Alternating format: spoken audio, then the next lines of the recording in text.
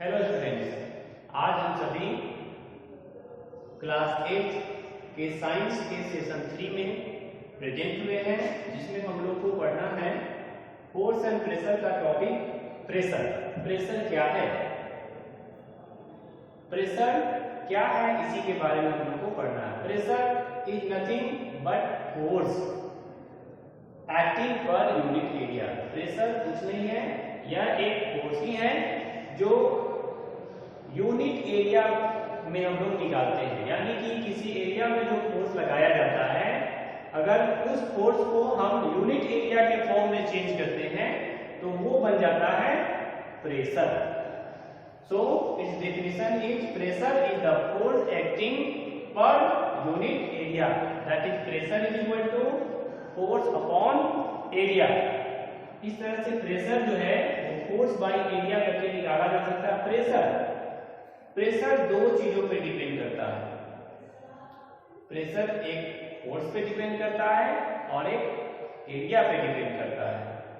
Pressure depends on two quantities, number 1 is force and number 2 is area. यानी कि force जितना किसी area में लगाया जाता है उसी दोनों पे प्रेशर डिपेंड करता है। प्रेशर डिपेंड्स ऑन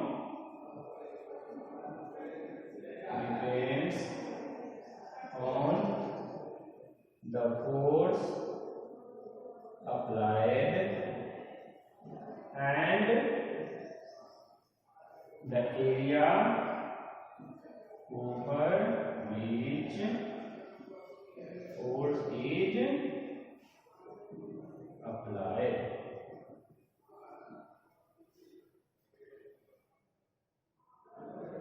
अब ये क्या है, इस चीज को समझने के लिए हम लोग एक एग्जांपल लेते हैं। जैसे आपने देखा होगा नेल, कांटी को देखा होगा। नेल का एक हिस्सा होता है चौड़ा, जबकि दूसरा हिस्सा होता है उसका नुकीला।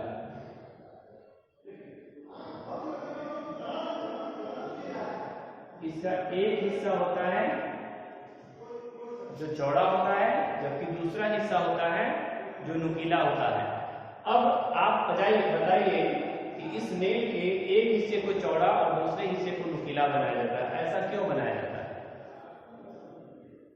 ऐसा इसलिए बनाया जाता है कि इसको जिस चीज में लगाया जाए, किसी लकड़ी में ठोका जाए या किसी दीवार में ठोका जाए, तो ये आसानी से धंस जाए, इसके लिए लगाया जाता है। क्या होगा अगर इस नेल का ये हिस्सा हम अंदर लकड़ी में फंसाने की कोशिश करें?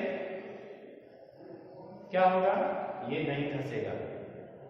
जबकि इसी नेल का अगर ये हिस्सा लकड़ी में फंसाने की कोशिश करें तो क्या होगा? ये आसानी से धंस जाएगा। ऐसा क्यों होता है? ऐसा इसलिए होता है कि इसमें जो इसका चौड़ा वाला हिस्सा है, इसको जब हम किसी लकड़ी पे या बीज में डाल करके ठोकने की कोशिश करते हैं तो एक बड़े एरिया को वो कवर करता है, जबकि उसके दूसरे हिस्से की तरफ से अगर हम रख करके उसको ठोकने की कोशिश करें तो वो एक स्मॉलर एरिया को कवर करता है, छोटे से एरिया को कवर करता है। अब मान लेते हैं एक ही नेल हो, इस पे हम हथौड़ा लगा रहे हैं, इस नेल पे हम 20 न्यूटन का फोर्स लगा रहे हैं। एग्जांपल के तौर पे 20 न्यूटन का फोर्स हमने लगाया है, तो 20 न्यूटन का फोर्स हमने इस चौड़े वाले को नीचे रख करके लगाया। उस समय हमने देखा कि ये लकड़ी में नहीं धंसा, जबकि इसी के नुकीले वाले जो शार्प एज है इसका, उसके हिस्से को रख करके ठोकने की कोशिश किया तो वो आसानी से लकड़ी के अंदर चला गया। ऐसा क्यों हुआ? तो ऐसा इसलिए हुआ कि इसमें जो इसका एरिया था, जो इस नेल के कांटेक्ट में था, वो एरिया एक लार्ज एरिया था, बड़ा एरिया था as compare to this. Area of contact at position A is larger than position B. So here the pressure is high. Sorry, here the pressure is low and at the position of B the pressure is high, so the nail sink easily to the wood. तो pressure की जो dependency है ये हमने आपको बताया है कि फोर्स और एरिया पे डिपेंड करता है। अगर इसी पे हम 200 न्यूटन का फोर्स लगाए तो इसको भी हम लकड़ी में धंसा सकते हैं। इस पे अगर हम 20 न्यूटन का फोर्स लगाए तो इसको भी लकड़ी में धंसा सकते हैं, लेकिन अंतर यही होता है इस पे लार्ज फोर्स लगाकर भी धंसा सकते हैं और इसको लोअर फोर्स के द्वारा भी लगाया जा सकता है, अंदर धंसाया जा सकता है। यानी कि प्रेशर को बढ़ाने के लिए, अगर प्रेशर को हम बढ़ाना चाहें तो हमें अपने फोर्स को बढ़ाना पड़ता है। जितना ज्यादा फोर्स होगा, जितना बड़ा फोर्स होगा उतना ही ज्यादा उसका प्रेशर होगा, जितना बड़ा एरिया होगा उतना कम प्रेशर होगा। जैसा कि यहाँ पे आपने देखा है एरिया बड़ा है तो यहाँ प्रेशर कम लग रहा था, एरिया छोटा है तो प्रेशर ज्यादा लग रहा था। लेकिन फोर्स अगर ज्यादा अप्लाई किया जाए तो वहां पे प्रेशर बढ़ता है कम वाले के मुकाबले।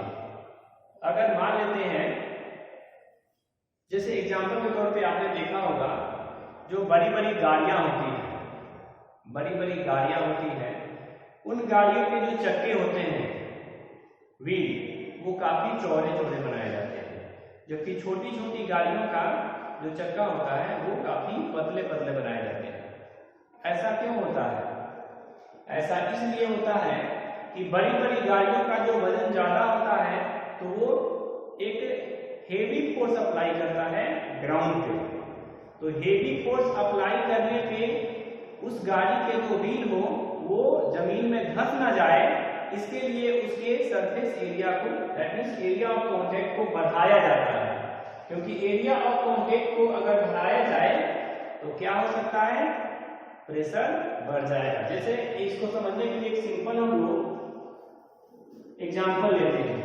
जैसे हमने यहाँ फॉर्मूला देखा है प्रेशर का, pressure is equal to force upon area. अब इसको समझने के लिए हम लोग एक मैथमेटिकल फ्रैक्शन लेकर के समझते हैं। एग्जांपल के तौर पे 10 को अगर 10 से डिवाइड करें तो ये क्या हो जाएगा? इसका वैल्यू 1 हो जाएगा। लेकिन अगर 10 को ही 100 से डिवाइड करें तो इसका वैल्यू क्या हो जाएगा?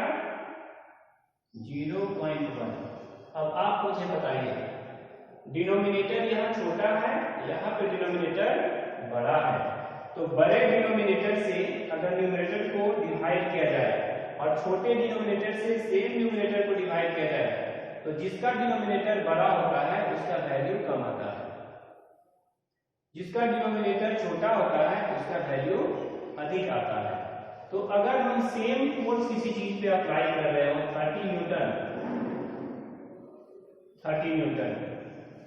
इसमें एरिया ले रहे हो 30 मीटर स्क्वायर, बट इसमें एरिया ले रहे हो 60 मीटर स्क्वायर, तो प्रेशर कहां पे ज्यादा होगा? इसमें प्रेशर हो जाएगा 1 Newton per metre square, but इसमें जो प्रेशर होगा वो 1/2 न्यूटन पर मीटर स्क्वायर। यहां आपने देखा कि एरिया ऑफ कांटेक्ट 30 था तो प्रेशर आया 1, एरिया ऑफ कांटेक्ट 60 था तो प्रेशर आया हाफ, यानी यहां प्रेशर घट गया। क्यों घटा? क्योंकि एरिया ऑफ कांटेक्ट इसका बड़ा था। यहां प्रेशर बढ़ गया क्योंकि एरिया ऑफ कांटेक्ट यहां छोटा था। तो इस सिंपल मैथमेटिकल कैलकुलेशन के थ्रू आप समझते होंगे कि प्रेशर बढ़ कब जाता है और घट कब जाता है। चलिए इसका रिवर्स देखते हैं। एरिया ऑफ कांटेक्ट दोनों में ही 60 है, दोनों मान लेते हैं एरिया ऑफ कांटेक्ट सेम हो और फोर्स एक में लगाया जाए 20 और दूसरे में लगाया जाए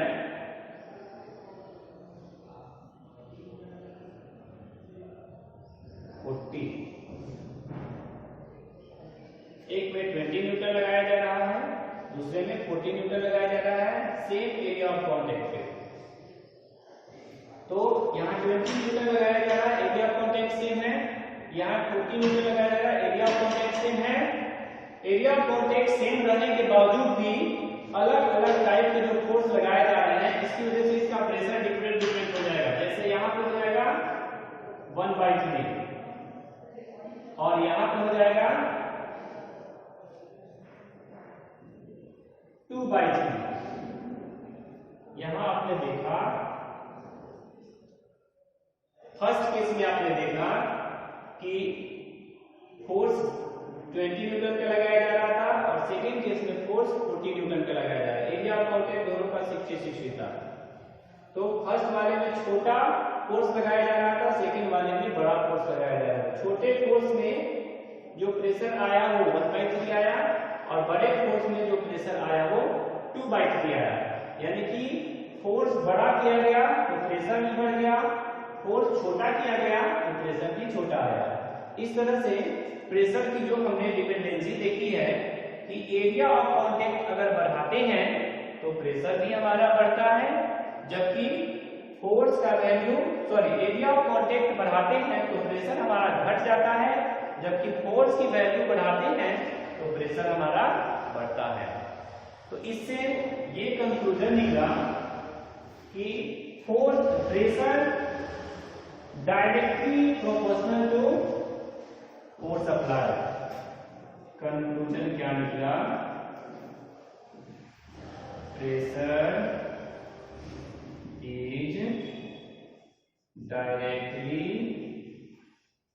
proportional to the force applied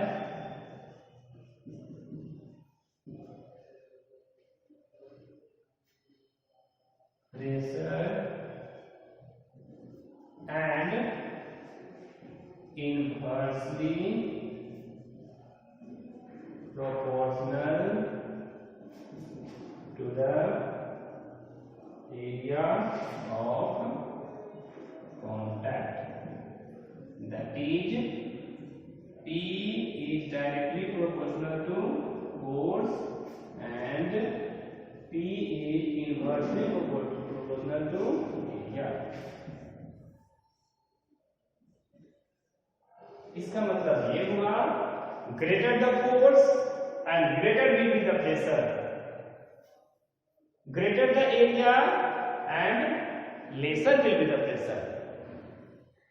area greater होगा तो प्रेशर भी कम होगा। यही कारण है कि हम लोग जो नाइफ का यूज करते हैं, चाकू सब्जी काटना हो या फ्रूट काटना हो, तो उस नाइफ का यूज हम लोग तेज धार वाले की तरफ से ही करते हैं। नाइफ के जो धार बनाए जाते हैं, कटिंग वाले पोर्शन, वो तेज बनाए जाते हैं। ऐसा क्यों होता है?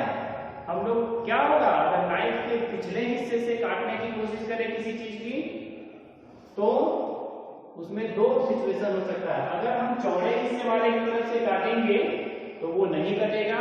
क्यों नहीं कटेगा? क्योंकि चौड़े हिस्से वाला एक लार्जर एरिया को कांटेक्ट में रखेगा, जबकि स्मॉलर हिस्से वाला पोर्शन यानी तेज धार वाला जो होगा हिस्सा वो स्मॉलर एरिया के कांटेक्ट में रहेगा। तो स्मॉलर एरिया के कांटेक्ट में रहने की वजह से जो हम फोर्स अप्लाई करते हैं उसकी वजह से वो प्रेशर बढ़ जाता है। क्यों? Because when area of contact is lesser than the pressure become great more, pressure ज्यादा हो जाता है। जब एरिया ऑफ कांटेक्ट कम होगा तो प्रेशर वहां पे बढ़ जाएगा। तो इस तरह से हमने देखा कि प्रेशर दो चीजों पे डिपेंड था, एक फोर्स पे था और दूसरा एरिया ऑफ कांटेक्ट पे था। अब आइए हम लोग आगे देखते हैं कि प्रेशर को किसी दूसरे चीज से भी हम कैसे जोड़ते हैं। उसको पढ़ने के लिए एक पॉइंट है थ्रस्ट।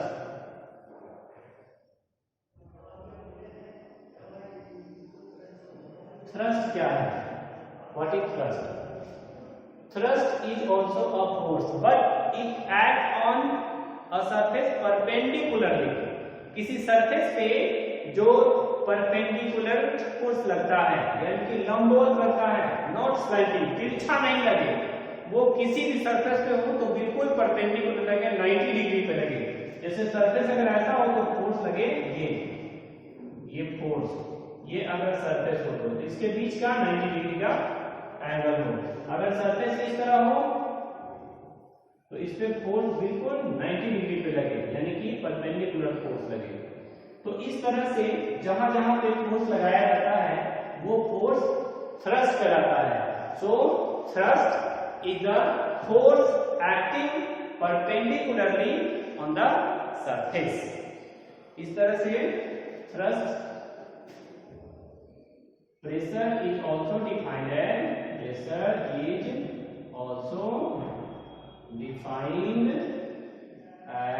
the thrust per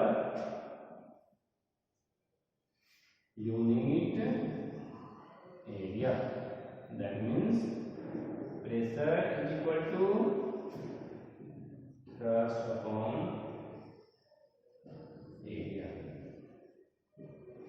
चलिए अब यूनिट की बात हम लोग करते हैं। Unit of pressure. फॉर्मूला के अकॉर्डिंग प्रेशर का फॉर्मूला क्या होता है?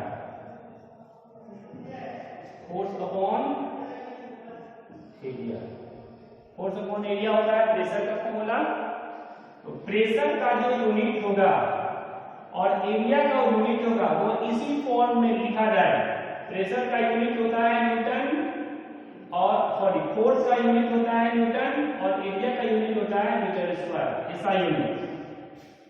ऐसा यूनिट फोर्स का ऐसा यूनिट न्यूटन होता है और एरिया का ऐसा यूनिट मीटर स्क्वायर होता है। इस तरह से प्रेशर का जो यूनिट होगा वो newton per metre square is also written as newton metre inverse and this unit is also known as pascal. इसका दूसरा नाम इसको पास्कल भी कहते हैं और इसको डिनोट किया जाता है पी से। तो इस तरह से आपने देखा कि यूनिट ऑफ प्रेशर न्यूटन और मीटर स्क्वायर है और इसको हम लोग पास्कल भी कहते हैं। क्या कहते हैं? पास्कल कहते हैं। तो आज के क्लास में हम लोगों ने देखा प्रेशर क्या है, प्रेशर का डिफाइन क्या है, प्रेशर को कैसे निकाला जाता है। चलिए कुछ क्वेश्चंस आपको दिए जाएंगे असाइनमेंट के रूप में, उसको आप बनाएंगे जो इसी प्रेशर से रिलेटेड है। क्या आप मुझसे कोई आदमी हमें ये बता सकते हैं कि ट्रैक्टर के जो पिछले चक्के होते हैं वो काफी चौड़े चौड़े होते हैं, ऐसा क्यों होते हैं? ट्रैक्टर का जो पिछला चक्का होता है दोनों वो काफी चौड़ा होता है। उसके बाद ट्रक के जो पीछे वाले चक्के होते हैं उसमें डबल पहिए लगाए जाते हैं, डबल व्हील्स लगे होते हैं। ये ऐसा क्यों होता है? उसके बाद जो बहुत सारी गाड़ियां होती हैं उसके भी चक्के काफी चौड़े चौड़े होते हैं, ऐसा क्यों होते हैं? इन सभी चीजों के बारे में आप सोचेंगे और पढ़ेंगे। और आज के लिए हम लोग इतना ही। Thank you.